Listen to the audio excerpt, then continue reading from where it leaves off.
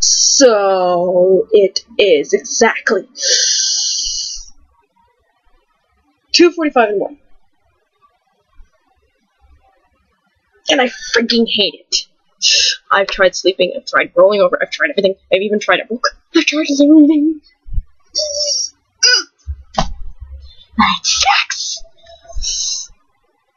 Pardon my slight insanities. Just a slight bit of insanity there. So I've been writing a story.